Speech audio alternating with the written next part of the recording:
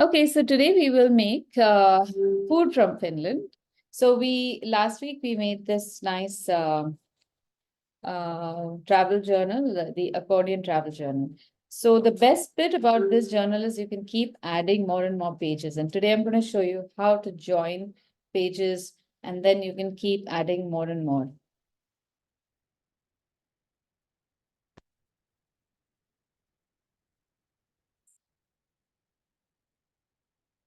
So I've shared a whole bunch of very interesting food. I had never thought that Finnish food could look so pretty. For some reason, I just feel Scandinavian countries just have like chop the meat and just gobble it down. But this looks quite sophisticated.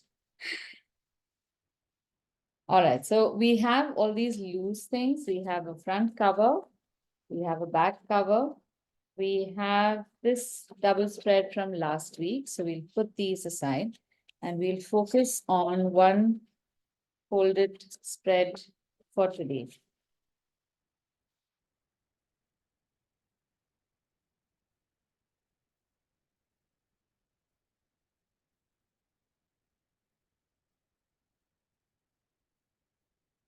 So the cartridge paper we normally get has two sides to it. One is a smooth side and one is a slightly rough side, which has what's called a tooth. Generally, you should try doing the watercolor bit on the side which has that slight roughness. And on the same paper, if you're doing just line work with pen and you don't want to put ink or it's not that significant, then the smooth side is better. In terms of absorbing color or drawing the line, both sides are equally good. Some cartridge papers absorb more on the rough side and the color spreads a little more, but also the ink line can spread a little more. So if you're doing just line work, pen work, then try to do it always on the smooth side. Now, when we are working with an accordion journal, we have the freedom to choose which side we want to use for what uh, purpose. So if you want to do line work, you can just fold this in the opposite direction and that becomes the internal page.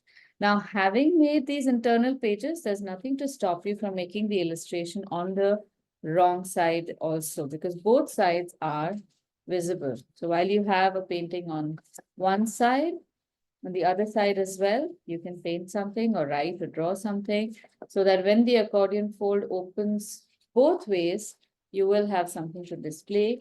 Otherwise, on the back, it'll just be blank and all the artwork will be on the front. The choice is yours. All right, going back to the rough side. And let's see the different foods that we have. Now, all of these have some very complicated names, and I'm going to share those names with you in a bit. So I have a friend who is from Finland. This lady, in fact, she owns the resort where I used to take the Goa retreat. Her name is Pirko, and I checked with her what these dishes are. So this is more like a party dish. It's like a volomo, I think, which has got cream cheese and shrimp on top. This is like a curd or a milk cake with gooseberry jam or something on top. This is very local. This is my today's revelation, and my mind is blown by this. This is again something they make for parties. This is a sandwich cake. It is decorated exactly like cake, but it is made with savory elements. So you have everything that looks fruit is vegetables and meats, and it's just got lots of mayo and cream, and it's just amazing. Then you have a sausage soup. And this, I think, I think these are pancakes, but I'm not sure. I'll have to look for what these actually are. This is, I think, a salmon soup with rye bread. And this is the local, what is it called? What was this? It was shared earlier also. Let me just tell you what this is. Give me a second.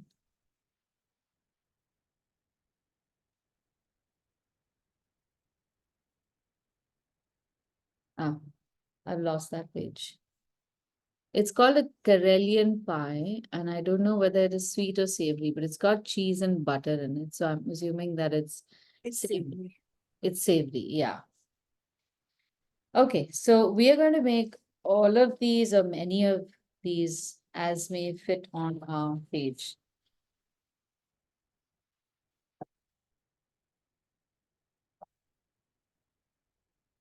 Now, since this picture was made using a pen, we will make the food illustration also using a pen, as opposed to color pencil or just with pencils. So in this case, now we can start with stuff that, all the stuff that we illustrate can be illustrated separately or together. You don't have to draw everything in the same perspective as if you're drawing one full table. It can be different perspectives, some items seen from the top, some from the side, or whatever you want. I'm going to show you an old picture from older journal where I had demonstrated this.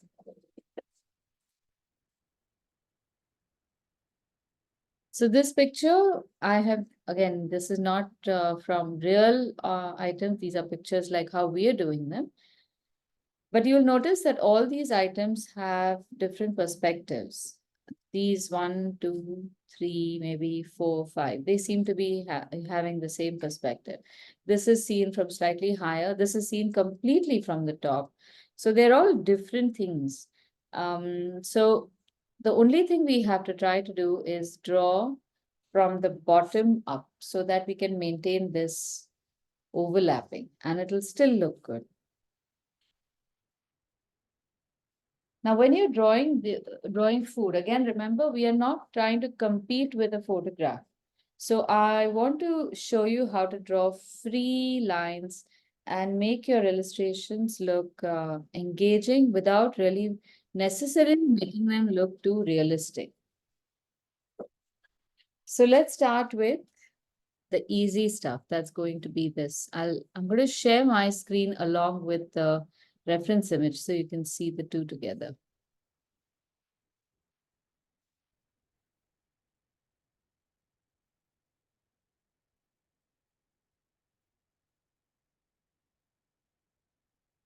Okay, are both images visible? You can see the reference image and also my page.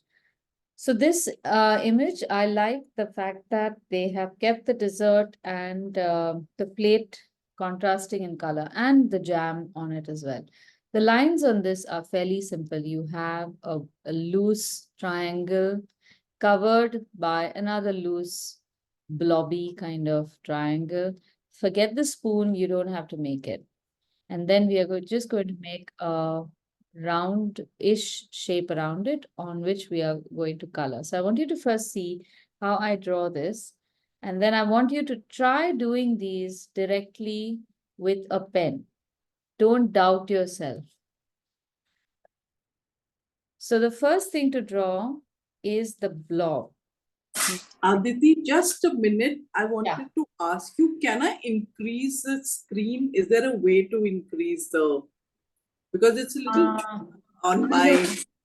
Okay, no, just let me stop the sharing for now. You're able to see the image in another place. You can see it in our own phones. I Yeah, can see you on can my see it on the phone, no problem. Yeah. Yeah. This way you can see it better. Yeah. Yeah, Yeah. no Yeah. problem. Thanks. Thank you. Okay. So if you use your pencil, that is perfectly fine for just one part. Don't make the full um, detailing of the food with pencil. So I'm going to use the other side of the pencil and I'm going to show you how you will be able to imagine the object over here without me having to draw anything. I want to steer clear of the spine and I want to make this triangle somewhere over here. So I'm imagining my plate like this, maybe somewhere higher like that. And I'll draw the triangle like this, maybe. and I will have the blob come like that. The more you draw the line, the more you can start seeing the objects over there. You need to do this. You will notice that a lot of artists, professional artists, in fact, will stand and stare in front of their blank canvas and do all sorts of line works without making even a line. That is what we are doing. So when we start to draw, look at the blob and you'll see that it is just a little bit of a line that goes horizontal on the top, then going down towards, say, like a 7 o'clock direction, coming back around here, and then coming and joining back. Now, even if the shape of this blob becomes a little odd, it really doesn't matter because it's a blob after all. So let's say I'm going to make my blob like this. I'm using a number 1 pen for this.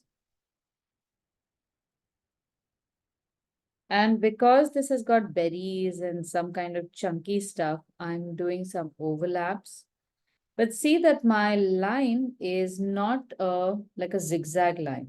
It's a very deliberate line. So spend some time in making your lines look convincing as an organic blob, not like a cloud, and that too an artificial cloud. Now, somewhere at this end, maybe 2/3 of the way on from the top, we have a line going, again, a wobbly line going to the side. This is the side of the cake. And because it's a soft cake, make your lines unsure a little bit. But don't stop. Make it a continuous line if you can. And if you have miscalculated the space and suddenly you're out of space, don't compromise on the shape of your cake. Let the line go out of the paper.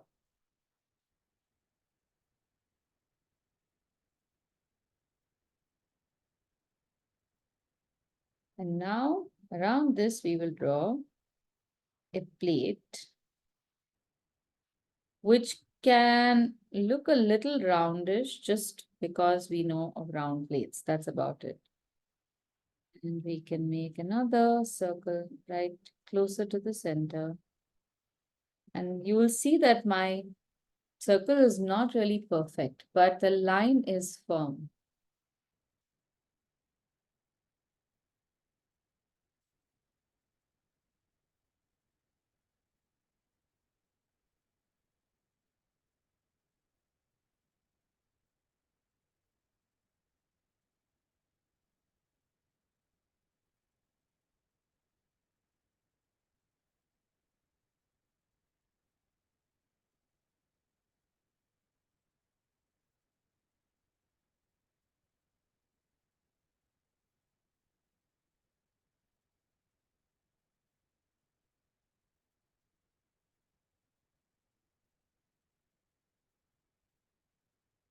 Okay, how are we doing?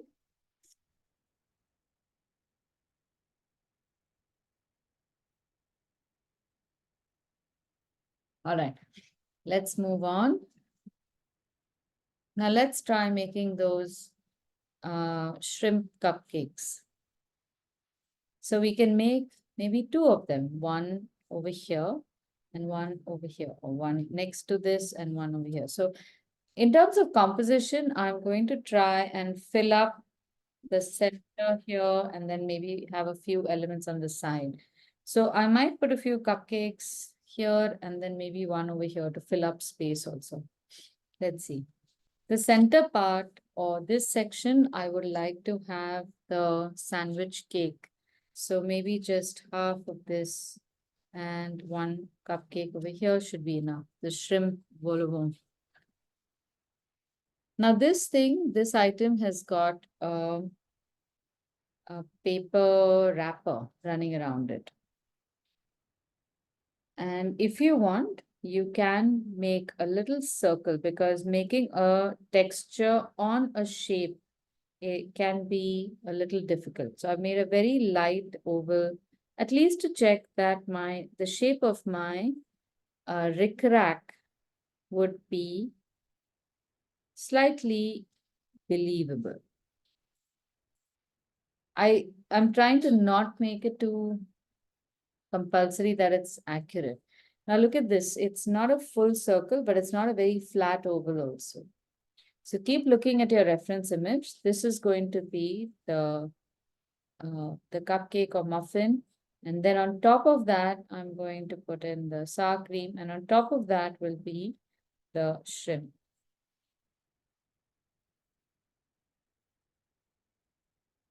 So when you have a pencil in hand, you can make a few shapes. Don't make the whole thing. Once you've made one shape, you know that you can complete it later. Our big problem is that we make so many lines with pencil that when we have to erase them after we have redrawn them in pen, those lines don't go and the paper becomes really muddy. So just a dashed line is enough. Now, the right way to draw this is to draw the top part first.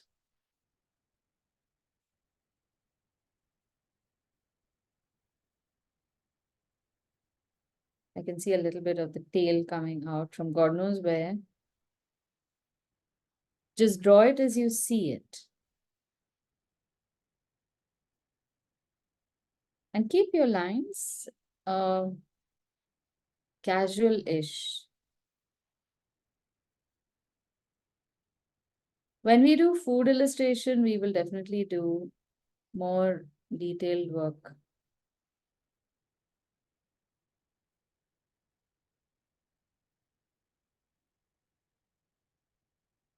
Now just remember, when you're making something that is like a cylinder turned around, you must have a little fold on the foreground because all objects that are cylindrical will have a little bend over here.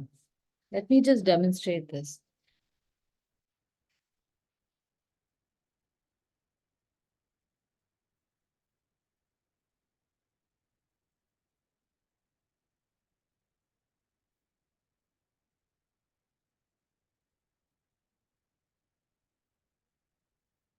So when you just make a shrimp like this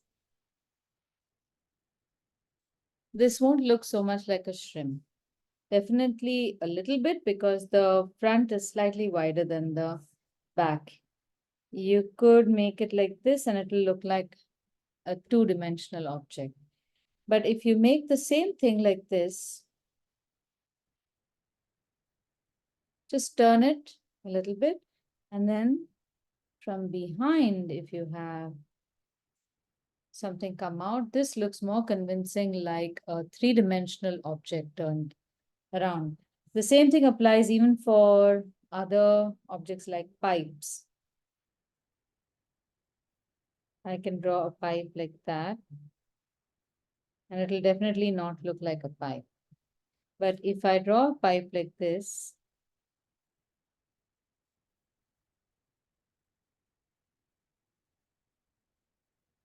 at every turn, you can choose which part you want overlapping. The line that comes on the foreground, that overlaps the line that goes on the background. Okay, so the same thing we are doing with these. If you can manage just one turn like this, that's fine. Cool. Now moving on, let's make these little toppings. So when I make toppings like these, instead of just making one smooth line, I first put in these little snips of chives because some of them can come on the edge. And then I can have the cream cheese. Also, again, adding some folds here, even if they're not very obvious. The line of the cream tree is running around the chives, giving an additional impression of 3 dimension.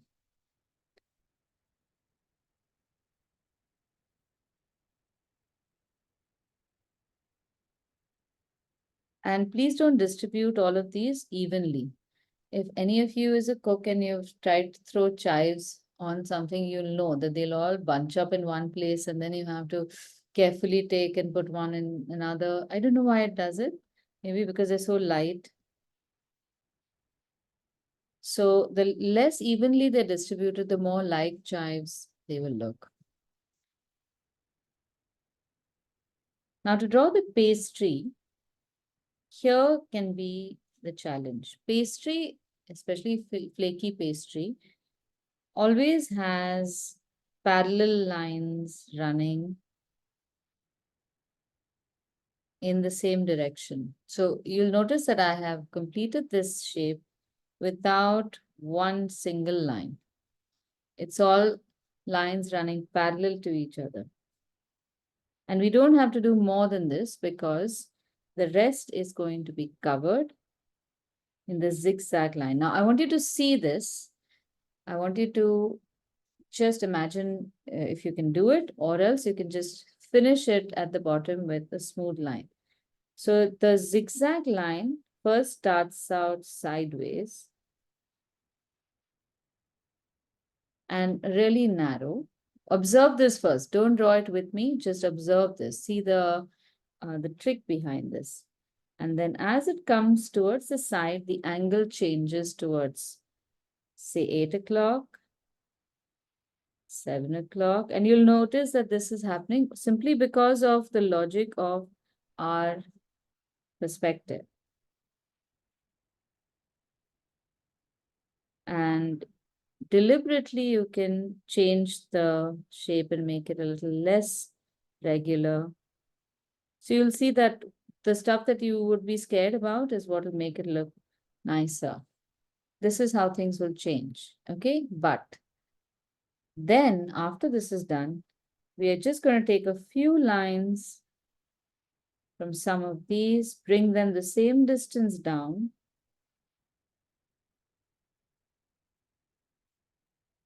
and finish off the bottom in, again, not a very smooth line, slightly bumpy line, and we get a near authentic look of a cupcake. So here again, I can add more lines, but they'll all come towards the center. They'll all radiate outwards.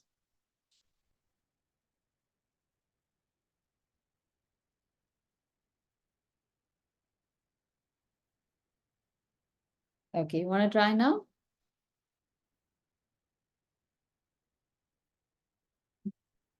Do it slowly and don't hold your breath when you're doing it, please.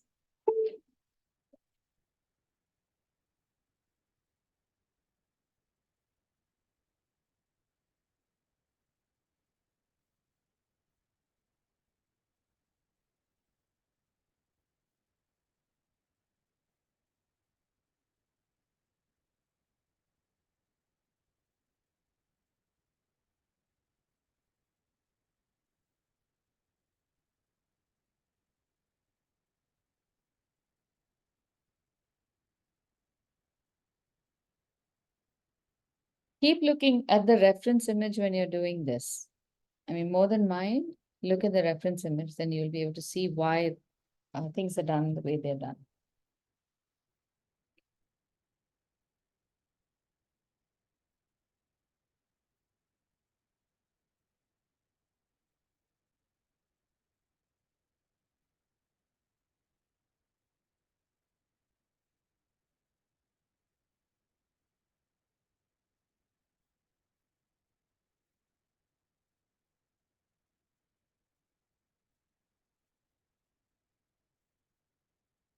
So just so you know, next Tuesday also we have class.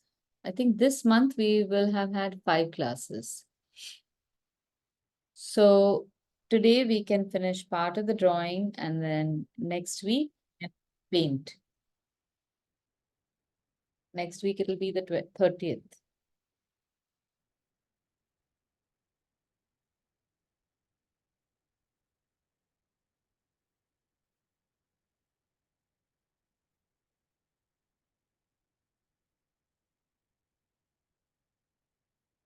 Okay, can I proceed now? A little bit of the detail that you should do. I appreciate doing these.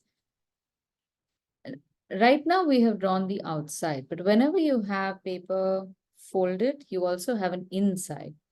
So like we did this, the fold over here. Say I want to show a paper that is folded in a zigzag shape. I can show, say, this one side, but it has another edge as well, right? So I'll show the other edge. So this is like a sideways profile of what we have done vertically. But what about this side? We also need to finish the insides. That will become a convincing tent shape. So for the cupcakes, we also need to make a little line from the inside of these zigzag shapes. So each of those going inside will have a line coming down corresponding to where that paper is going. It won't go into the cupcake. It will come downwards. Downwards towards the bottom, almost all the way till this side, when you can actually see it go further, where the the cake will then obscure its line, and here we will see the outside overlapping. So this will complete the illusion. In the front, we might not even see any of those, so you can ignore it. But definitely you will see them as we go to the sides.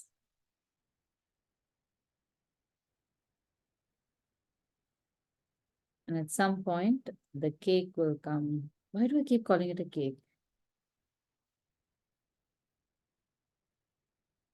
So this can be a little confusing in the beginning, the outside and the inside. And it will appear in a lot of places. Say if you want to draw a ribbon, this is one edge. And you don't see the bottom edge completely. So from either side, where the ribbon turns, you will draw a line, the height or the width of the ribbon at all turns and at all edges. It will be the same height. And then from the bottom, you will draw a line that's parallel to the line on top and let it go wherever it goes and hides on the first line.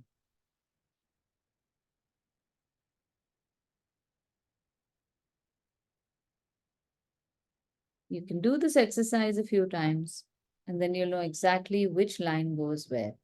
In the beginning, forgive yourself for the few places where it won't look natural. Okay, cool. Any questions so far? Everyone is doing fine? Okay. Okay, now let's make that cake sandwich over here. We are going to leave a little blank space over here, maybe for another cupcake or something like that. But the sandwich cake can be made in this part. Now this is like a log. So we first make the log shape, which is first starting with a V shape like this. Then you have a vertical line and then a corresponding V shape, and then another vertical line, and then a corresponding inverted V, but it will be slightly flatter to give us a certain perspective look. So imagine how big you want it and where you want it. It's about this size. According to the reference image, it's maybe about this big here, and then it becomes slightly narrow. So I'm just going to draw a line like this. And then the bottom of the sandwich I can see really well. Oh, it's gone too much to the right. Never mind, I'll do it. Now it's done. And then you can see where the other end goes. The left end ends lower, and the right end ends much higher. So I will take it higher. So all those cucumbers and lettuces and everything end much higher. But if you look at the distance between the two, it's about the same. So the end of the line over here and the end of the line over here, these two distances are not too much. Let me share and show you what I mean. I know though it's food, these few things matter. So this is the line I've drawn in the center. And I've drawn this line. Now you can tell that it's going towards 10 o'clock. And then you've got the next line going towards maybe 1 o'clock. So the distance of the line is high, but because of its angle, its distance away from the center line may not be too different. See this distance? And let me just extend the center line up here and see this distance. They're about the same distance. Typical error that you would make is you might think that this looks like the longer end, so I'm going to make it this long. And then before you know it, your cake is looking more longer, obviously, and all the proportions go for a toss. So here it looks okay. Now from the top, now we have to see through this cake and try and imagine the point where it ends. So somewhere over here, maybe, or here. So you get a shallower V shape. Then you have a vertical line here, and then you don't really need a line on the top because we are going to draw the other stuff, right? So we're going to draw shapes like these. So you don't need the top, so you don't draw it. But you get the framework and you get the proportion. Okay, so I'll share this with you so you can keep checking if you are getting the right proportion. And use your pencil to make those measurements. Let me just finish sharing.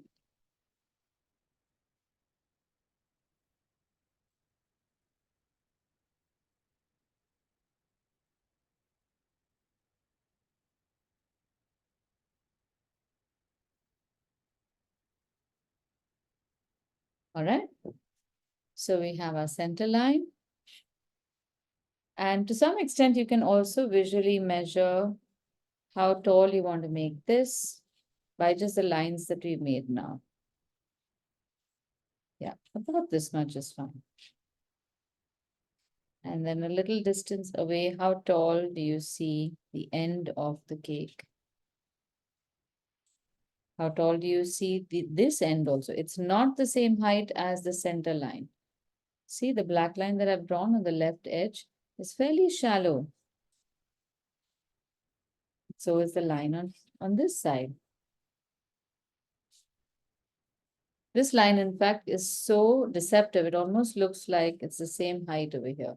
And these are all tricks played by perspective. So let it go. We have our shapes.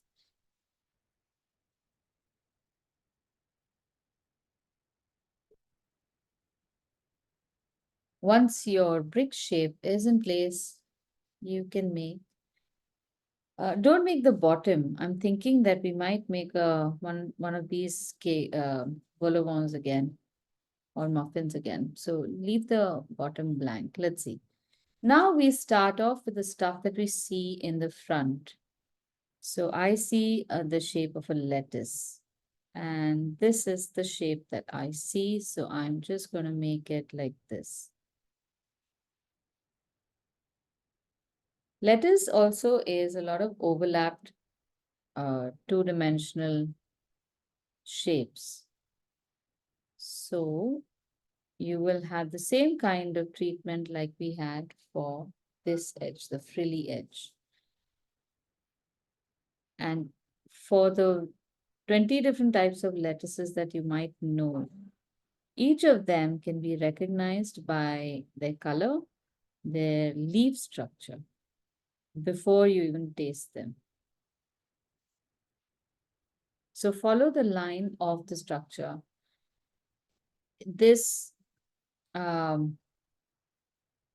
if it, even if you don't really try hard, the moment we color it green, it is going to look like letters.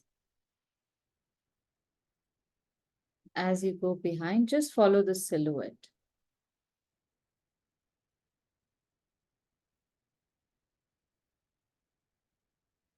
Keep breaking the line and keep adding new elements.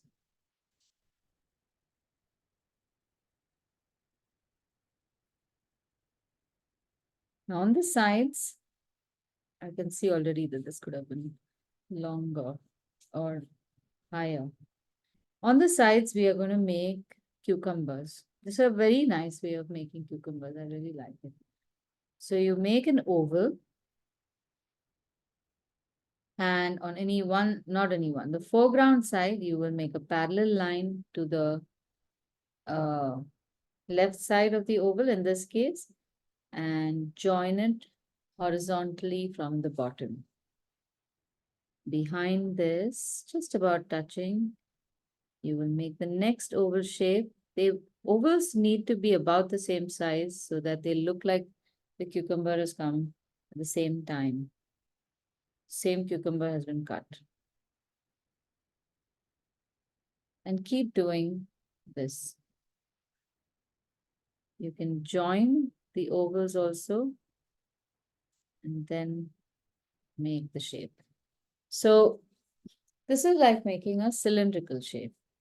If you have an oval and you want to show it as a cylinder, you just bring two lines vertically down and then you join them in a line that is parallel to the line at the bottom or what represents the foreground. Turn it on its side and it's our cucumber. So when you're making the cucumber, the danger is this.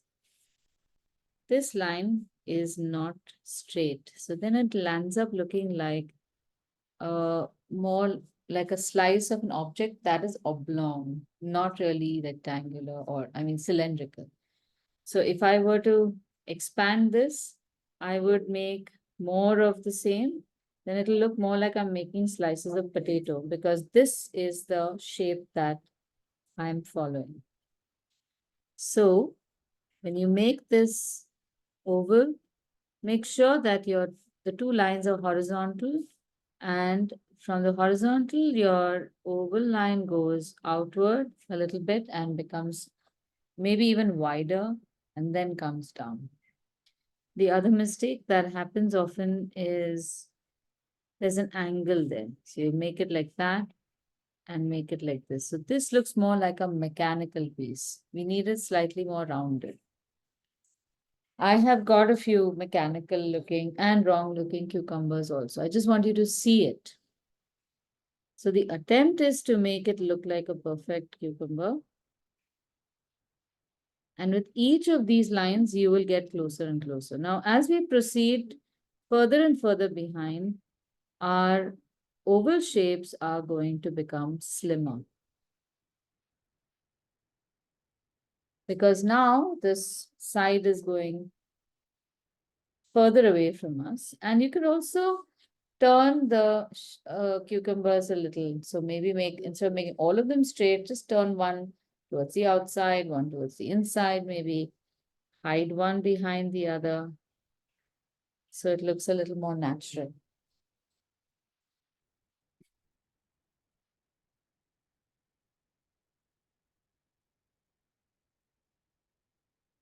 I'm going to go back to the cupcake thing and I'm going to just make a little oval shape for the background cupcake. So I know how much of the cake is going to be obscured. We can, in fact, even draw it. This is the one I'll show you.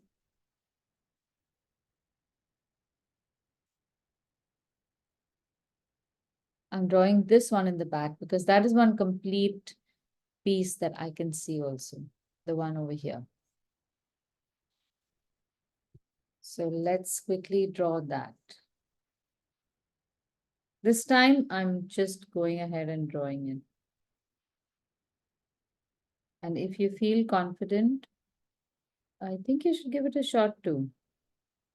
If not, then remember how we done it last time. Draw all the elements a little bit, um, then start inking it.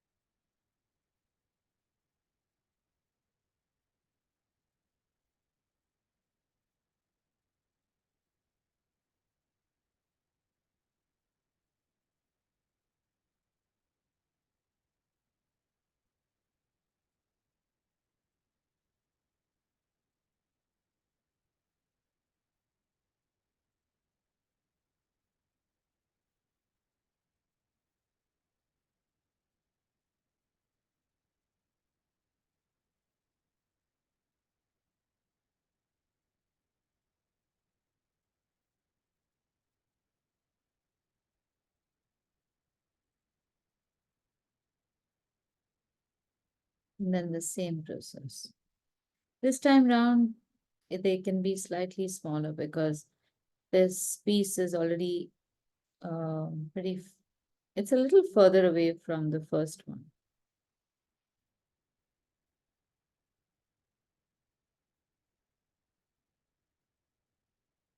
So when you're making the lines of the cupcake holder, you don't have to make all the lines. You just make a few, and that indicates what it is.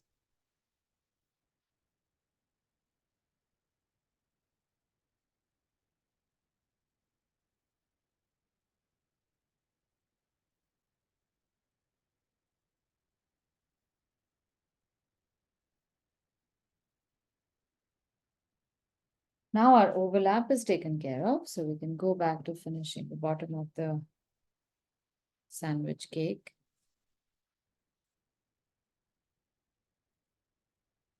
And here we have something gloopy, which is probably a whole layer of mayonnaise or cream cheese. And all the lettuce now. Same thing, like we did at the top. A whole trim of lettuce hanging from the bottom. I am so excited about this. I'm definitely going to make this for the next party I'm having. Just the idea. I love sandwiches and I've never made cakes, but the whole trickery is insane. I think this is like the mind of a genius.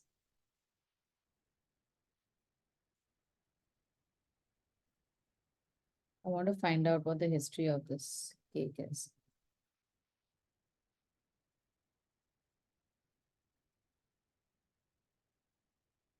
Now for all the floppy meats on top. Now, sorry, before we go to the meats. Once you've drawn this, review your picture and see whether this edge still is the right edge.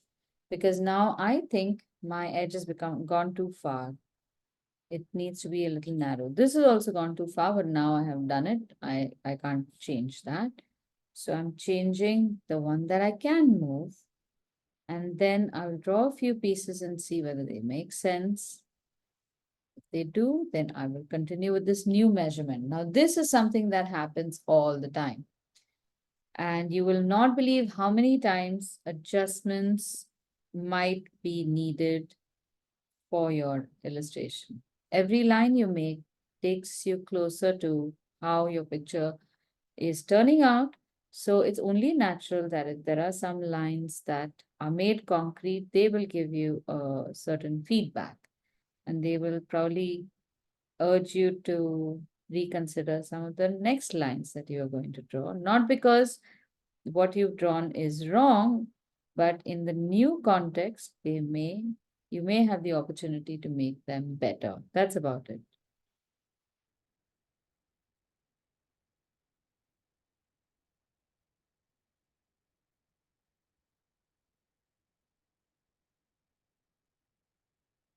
Now here's another case where there's a loop and we have to take two edges inward. Again, over here, there can be a loop. Now I'm making a double line for the edge of some of these pieces of ham because they often come with a certain edible rind. And that is fairly characteristic of these hams.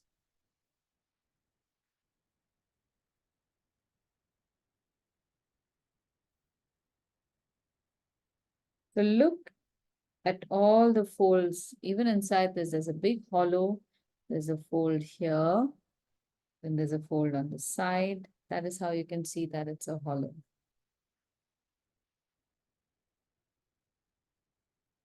Then you see the side of one, the top, the little piece of lettuce sticking out.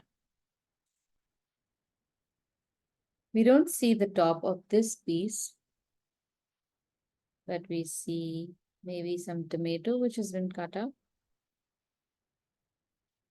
some cucumber, again, which will have a side or a rind. And wherever you can't see things properly, you can just imagine it and draw it for yourself. All my stuff is going too upright. I'm going to have to pull things to this side. So I'm going to add a few elements, like I'm adding my own piece of salami here. So I can balance all of that.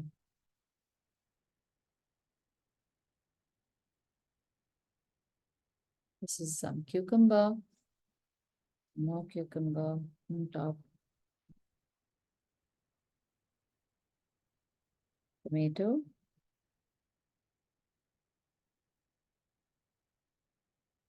Now, even with tomato, you must at some point give it an edge, an outer edge here and an inner edge as well. That's all for tomato.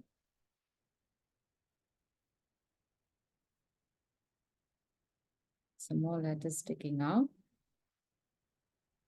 Some more tomatoes sticking out.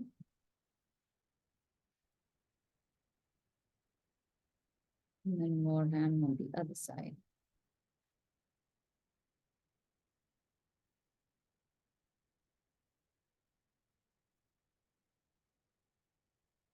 So it's all in the shape really. If you get the shape right, the rest is just putting color.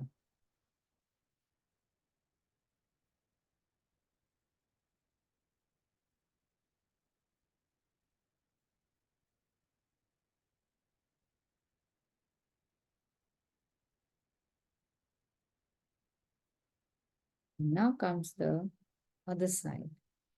So this side now, since it's a sandwich, we can actually draw several layers of bread and filling.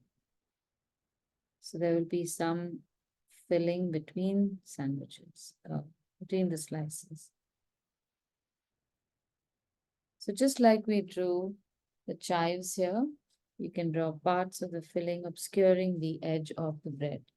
The edge of the bread will be lines which will not necessarily be parallel, but more or less to the baseline that we've drawn.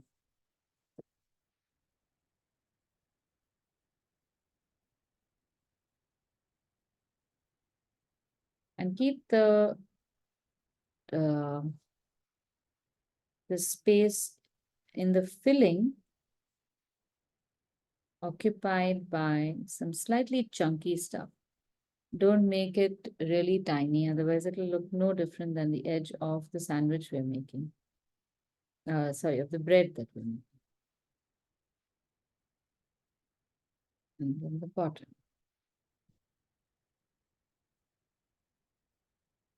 And just for sake of authenticity, we will have a little bit of lettuce coming out the other side. A little of the cucumber also lying on that side. Maybe one more over here. .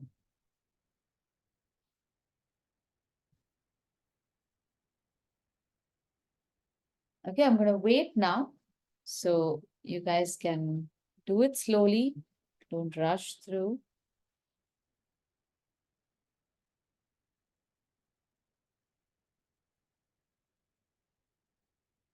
We still have plenty of time.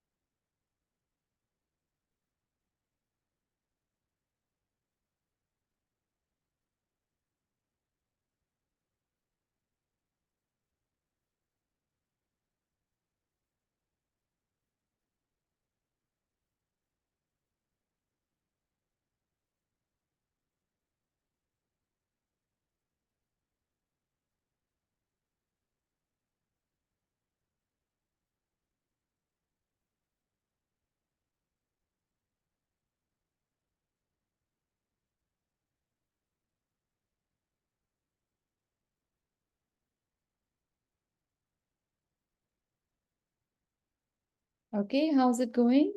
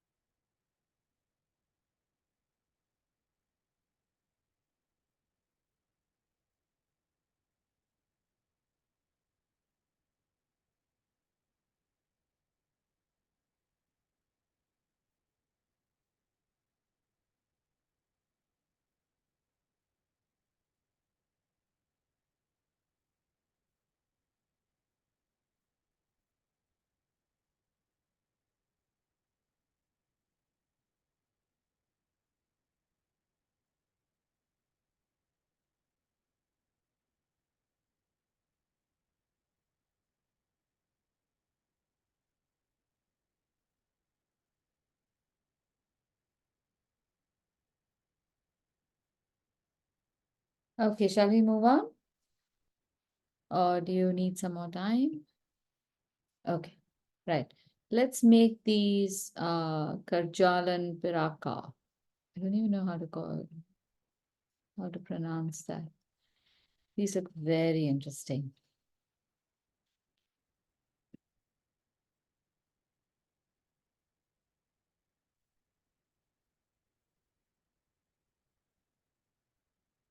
So again, over here, we have those oval fold textures. Here we have to make them slightly differently in pen.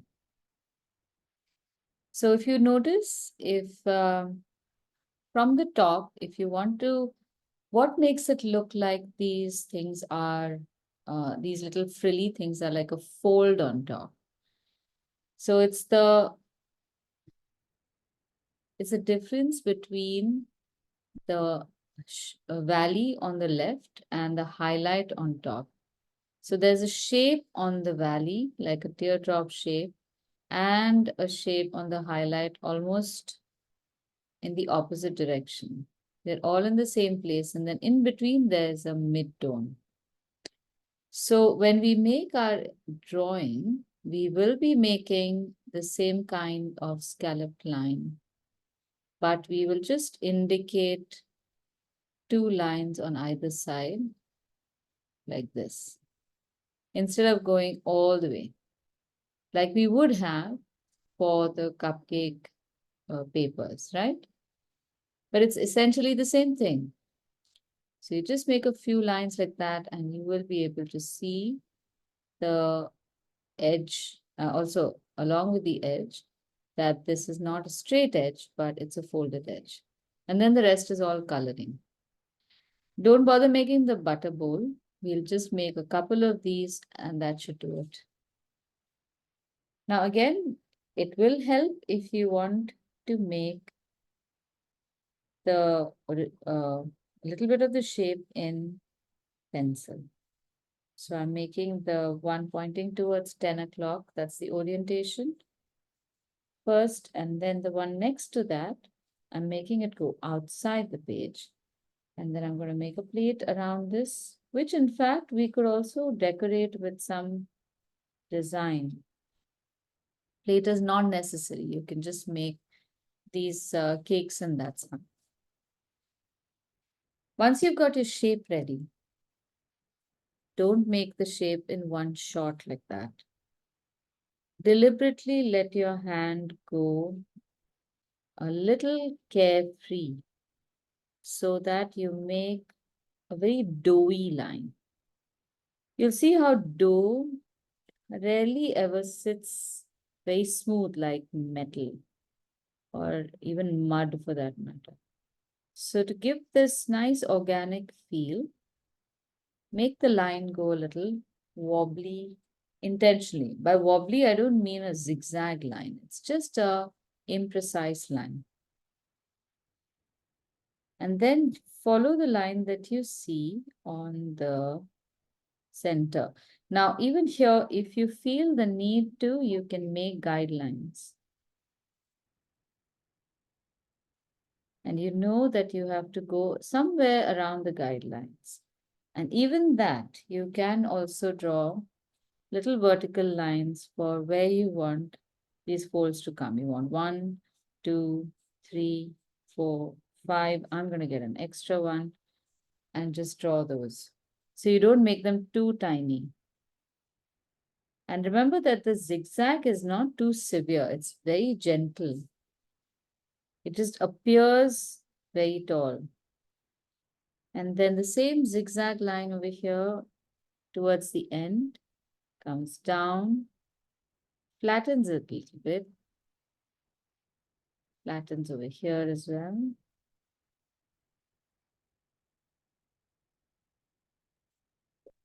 And the zigs and zags are kind of corresponding on both sides.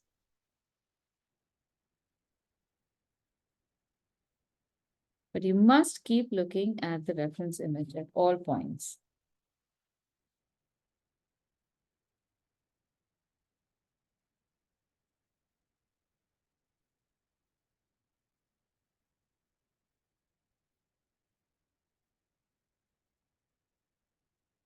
Repeat the same for the one in the back.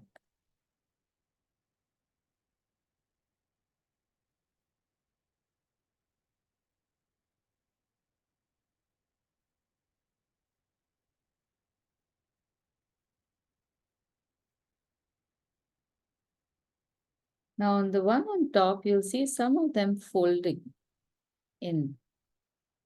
They're not just zigzags, they are literally pressed down like these. And then they begin the zigzag pattern.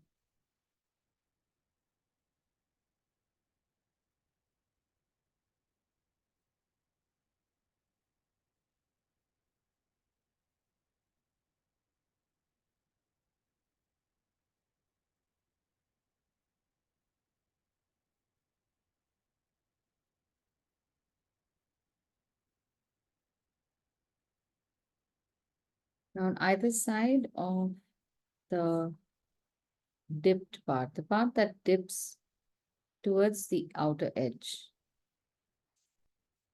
there we are going to make this. So that is how you will see the shape.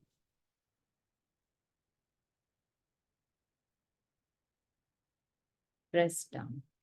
And it's quite a simple thing how to remember.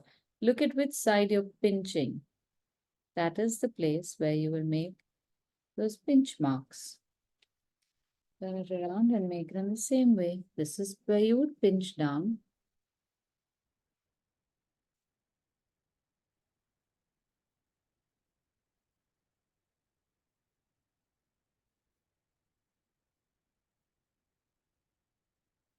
Instantly, it starts looking quite realistic.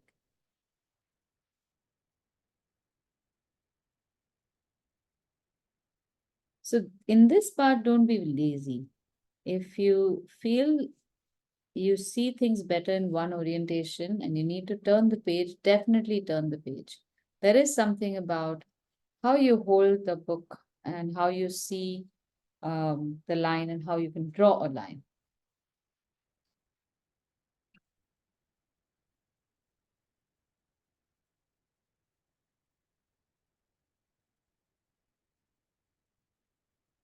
Now, we can't leave the center blank, but we can't obviously draw that whole texture. So just draw a few curves in a few places, and those curves should again be very irregularly distributed and also made in different directions.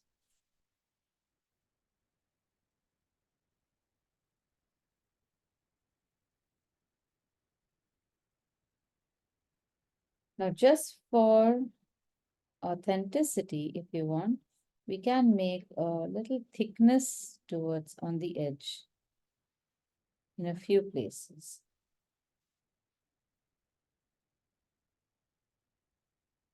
If you feel you can also go all along the edge, it'll look fun. So it looks like a nice thick rye flour edge.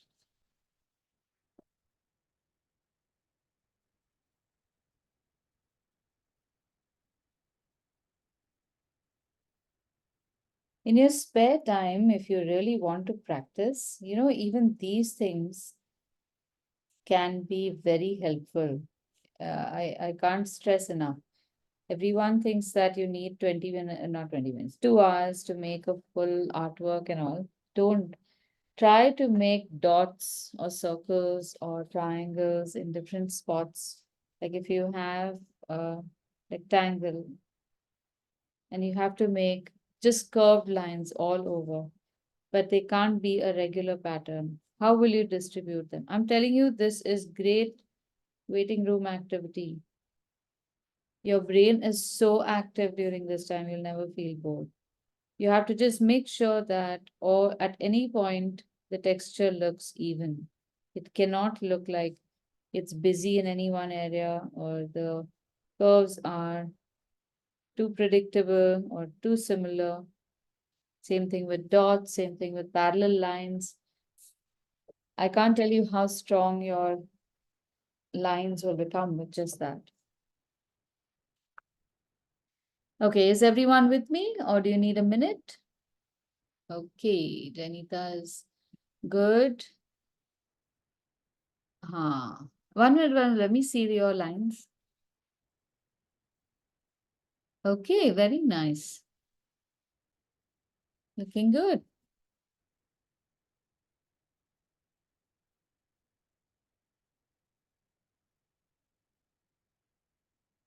Now we have a whole bunch of soups remaining, and there is a certain dessert that's a blueberry dessert, and I just couldn't find the right image, but I'll find it. So now we can have these soups. No, there's one more dessert. No, they're not all soups, right? Since our composition is going this way, we can make the two soups next to each other and then the pancakes with berries somewhere over here. So that it we get some space in the center to write the names. We could also think of other things like just make the soups on the edges and then write finish food or whatever and write the names and some information here. It's all up to you. You can make the soup here, wherever. So look at the overall shape that you get when you make a composition.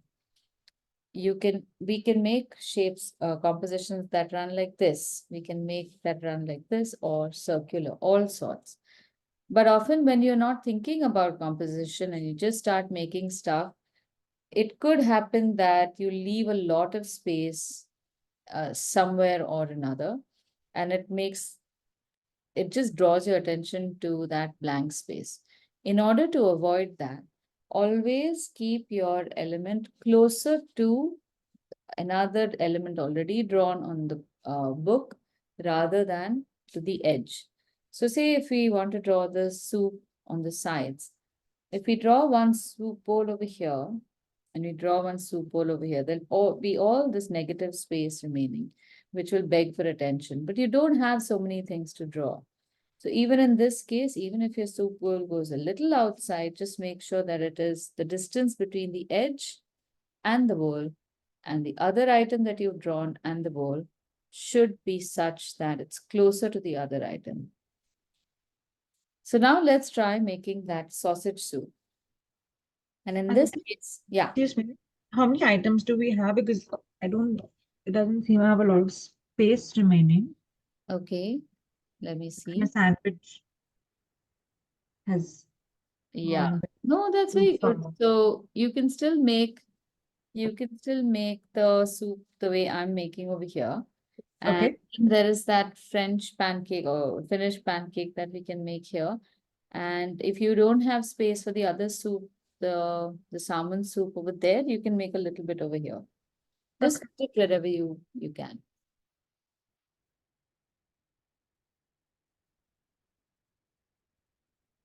All right. Now, in this case, we can first draw the bowl, and I'm going to do this directly with the pen.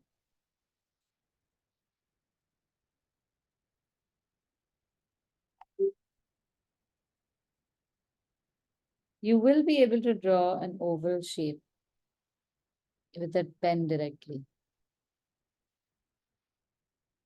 And then from the sides, we can draw the outer edge of the bowl, and the bottom just comes and curves around fairly narrow.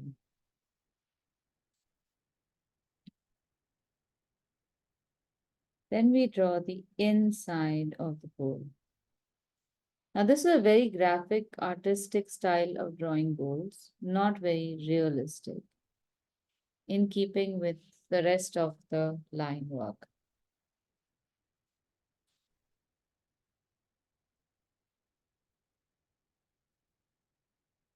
And now in this, again, we are going to draw the same kinds of shapes. Added to that are small cubes.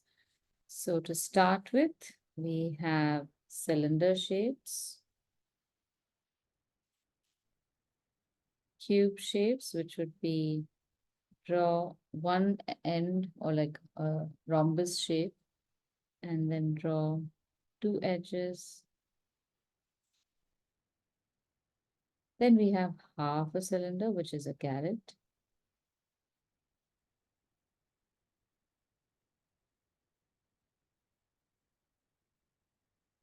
Another potato shape like so. So it's just different three-dimensional shapes.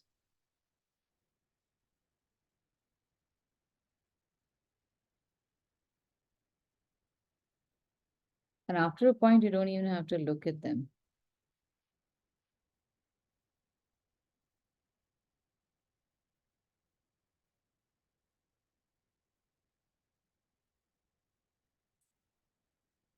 Do make this bay leaf on top. That's the only thing that is not a geometric shape, really. And it will help us to draw some other stuff. Now, these are all the elements on top. And then you have some stuff that's underneath the broth.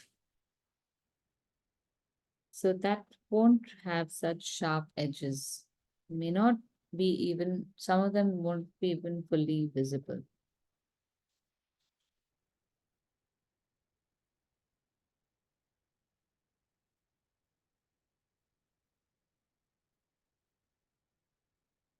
Are you able to see these shapes?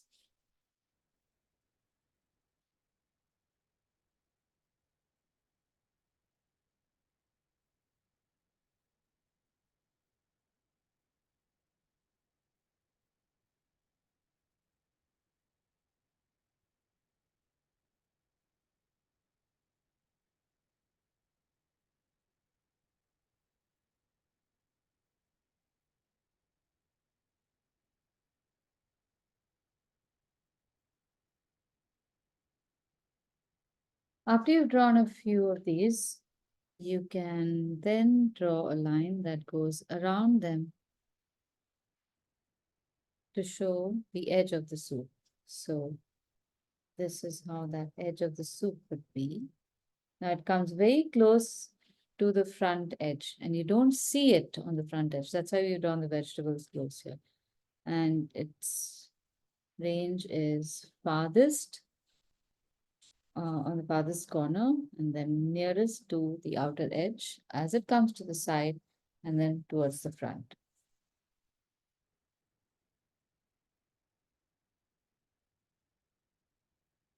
So now I'm balancing out a few things here.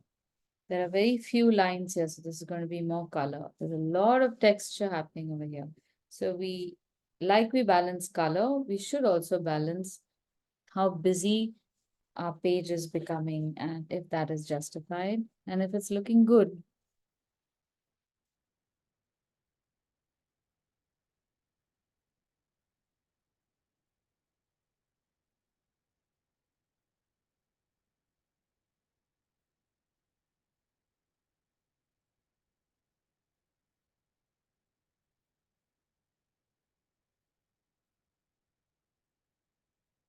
All right, quickly, the next two items. We can let's make the soup here and the pancakes here. I like the circularity of this. And I like the soups together over here instead of distributing them. Okay, so Sonam, you can choose which one you want. You can make the dessert here and you can make the soup maybe in this corner. I think you have ample space here. Or even here if you want, if you have space here. Right, here comes the soup. This one, we see the soup bowl upright. So we are going to make a circle that is going to go outside a little bit like so.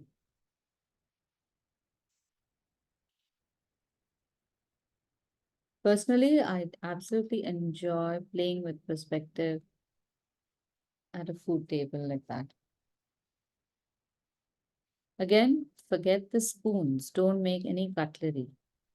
And do the same thing. In this case now, since it's got pieces of salmon and not potato, you will notice that the edges of the pink are slightly different than the edges of the orange and the yellow elements. So the potato is still soft. The carrot is not that soft. Salmon is very flaky.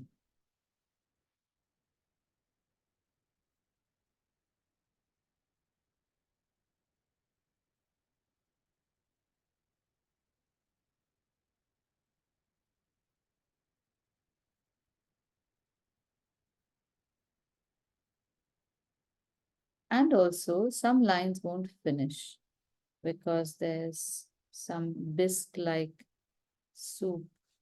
So some places the item will just stick out from the base and then you have a soup line there. So here I will again draw the line of the soup. This time it is concentric to the outer circle.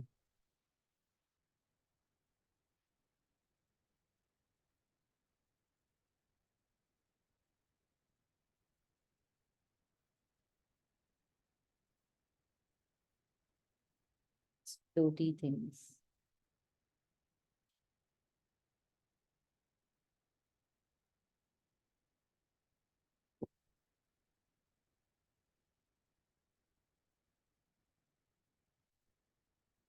Now we have one element to go. Do you think you'll be able to draw that without instruction? You want to try it? I will be drawing it also, but I'm going to not tell you what I'm doing. You can look at that and draw, or you can figure out yourselves and draw. Up to you. Is that okay? Give it a shot.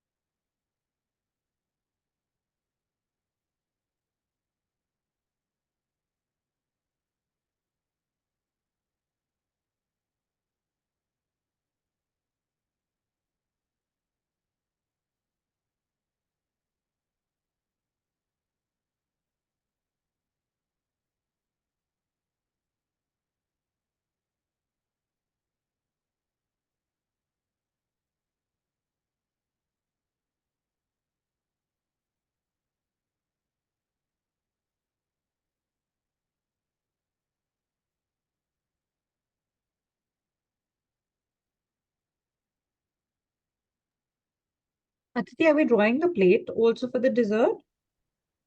I would draw that afterwards. You don't, I mean, those are things you can decide if you want them or not on your picture. No, I mean, it depends. Then I make the size smaller so that I can include the plate as well.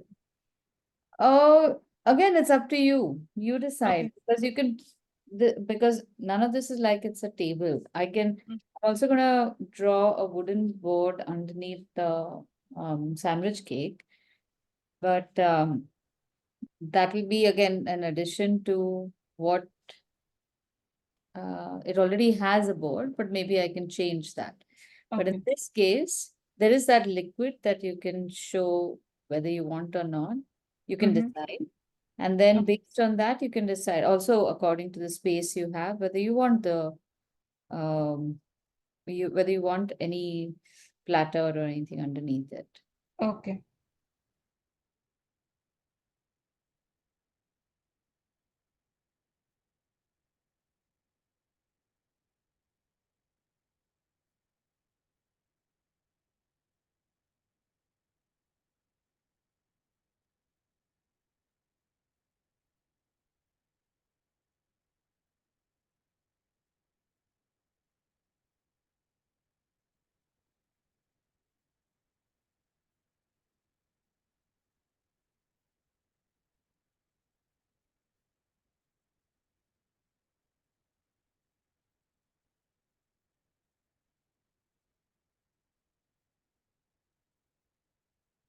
Now here you can do it this way also. You can draw the plate on one side, and because we want some extra space on the left for the text, you can leave space over here and not draw a plate here.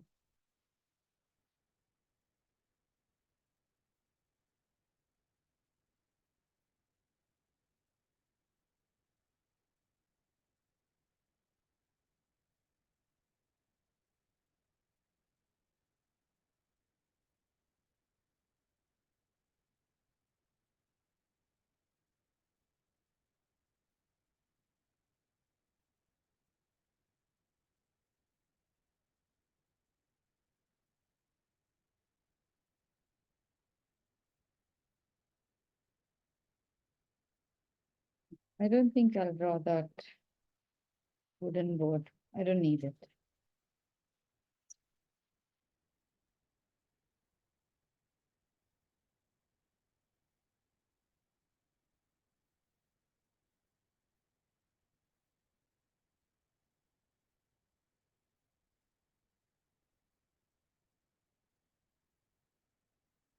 So on the 5th of May, I'm going to have an online workshop on travel illustration. I'm going to do one page on Belgium.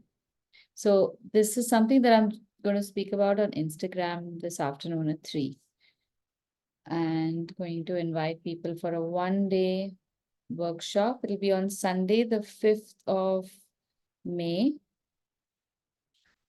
And it could be like a 4 or 5 hour workshop. We do the whole thing, like one whole page of elements. So it'll be like from 11 to 2 and then 3 to 6. So if you know of any friends who just want to do a class for 1 day or just want to do this little travel bit, do let them know. You guys can also join. So we can have that. It's on the 5th of May. 5th of May will be a Sunday. That's 2 weeks from now. Okay. And this afternoon on Instagram, I am doing, what am I doing? Yeah, I'm going to do one old storefront. So this is it's a very old cafe in the old part of a small town, French town outside of Marseille. It's a very cute building to make a postcard out of. So if you have any friends who are free in the afternoons and they'd like to do this, this is a nice one to do. Okay. And Aditi, very quickly, the brick pattern. yes, thank you. The brick pattern for the building.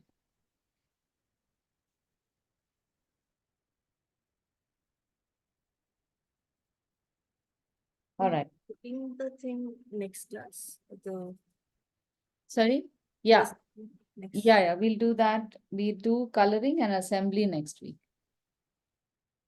So yeah, for the brickwork, you can make a brick color using scarlet, crimson, light red, sometimes a little bit of burnt umber, and the brick color can change across the area. Don't keep just one color. That's why mixing of the colors is a good idea.